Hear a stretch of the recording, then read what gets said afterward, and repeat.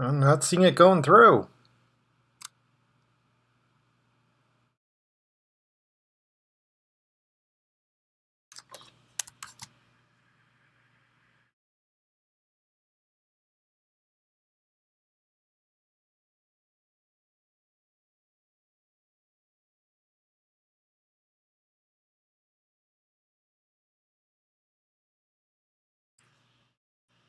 Okay, that's odd. I'm not seeing it on the screen yet.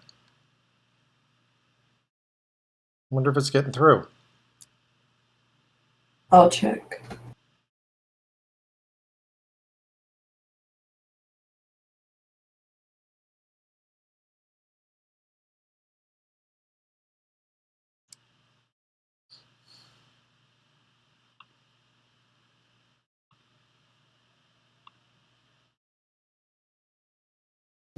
It's getting through. Oh, okay. Then we'll get started because I'm seeing nothing but blankness here. All right.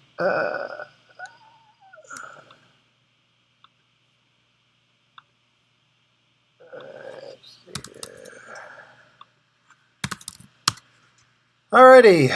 Um, Greetings and salutations, everyone. I'm Unthoff Neverborn, the best at slumbers. You are listening to Eldritch Rants, where we ask the question, is this the end? Because, man, what a hell of a week. Just joined here with Atheist Junior. To be honest, we're not going to be doing too much tonight because. Oh, wait. Sorry about that. Greetings and salutations. This is Unthoff Neverborn, the abyss that slumbers. You are listening to the Eldritch God, where we dare on Eldritch Rants, where we dare to ask the question: is this the end? Because this has been one hell of a week. I'm joined here with Atheist Junior. And we're not going to be having a long show like usual because, to be honest, we're expecting a lot to change over the weekend and we'll pick up more tomorrow. Here we're just going to go over a few of the details.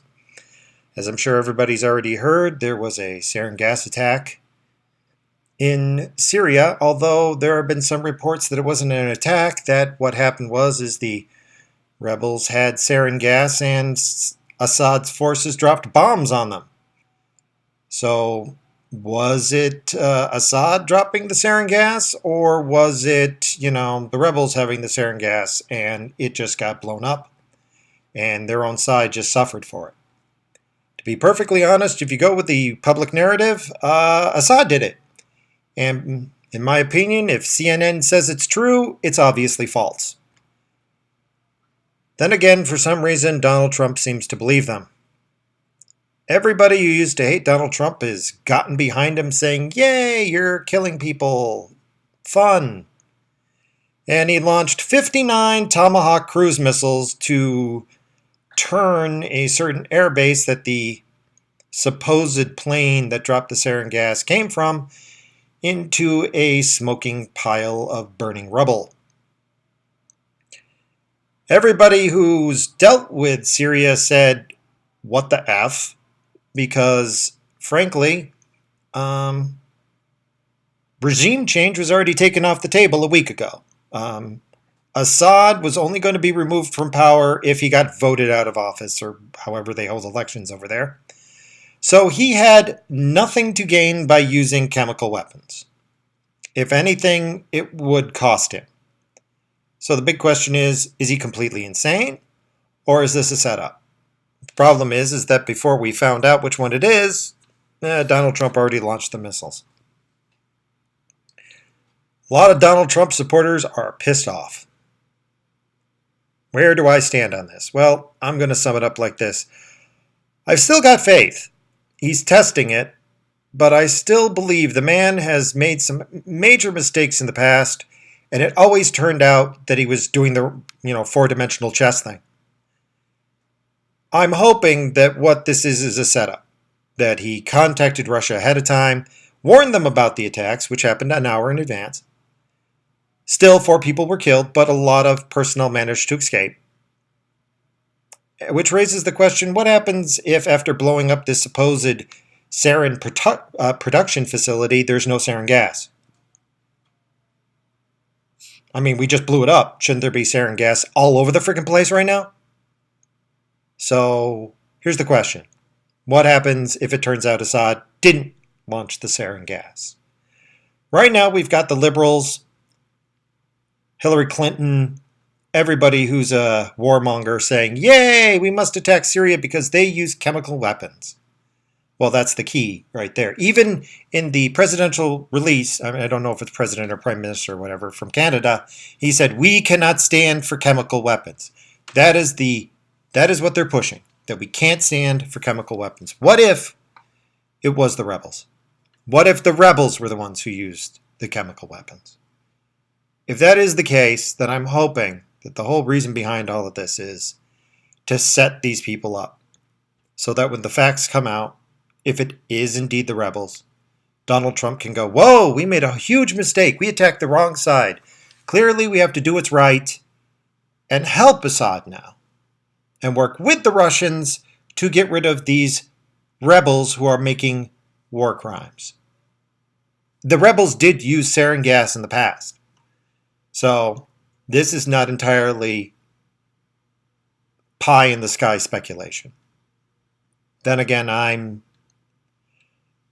sad about the whole thing because I think this is incredibly dangerous. I'm hoping that my fantasy is right, that this whole thing is an attempt to set up all of Trump's enemies into forcing him to back him. Because if you've read his book, that is one of his tactics. Get your opponents to commit to something what they don't know all the facts to, and then when all the facts are revealed, they can either look like a hypocrite backing out, or they're forced to help him.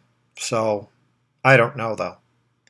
If it's not, if he's just a sucker, if he just got led into this is going to end poorly. This is not going to end good for anyone. There's no point to this other than unless it's a setup. But other than that, there's a lot of other news, but we're going to save it for tomorrow night because I have a feeling the next 24 hours is going to tell a lot. I mean, we've already had the terrorist attack in Stockholm. We've had all sorts of stuff going on. And I'd like to get more details on a lot of things before we commit to this, but that's my thoughts on what's been going on. Do you have any comments, Atheist? Not really. Yeah, so I think pretty much for everybody, we're just kind of depressed about the whole thing. So who knows? I'm hoping that next 24 hours is going to give us some new information. I'm hoping that in another week it's all going to be turned around, but I don't know. I don't know because we're playing chicken with Russia, and that's not good. This is not going to end well no matter how it turns out. Unless the whole thing is a setup and suddenly we're going to turn around and go, terribly sorry, Russia. Let's all get our troops that we just brought over there in our coalition and just march right in and take care of these sarin gas using rebels. That is my opinion, the only good outcome possible. But at any rate. So it's going to be a short one this week, unless you have anything you wanted to bring up, Atheist? I think I'll save everything for tomorrow because that's going to be a longer one. Yeah, tomorrow's going to be a marathon, folks. We'll probably start early just because of it, but we'll see how that goes. At any rate, hoping for some good news in the next day or so. I'm Unthoff Neverborn, the abyss that slumbers, and this has been a very brief Eldritch Rant. I wish you all well, and I hope everything works out. Good night, everybody.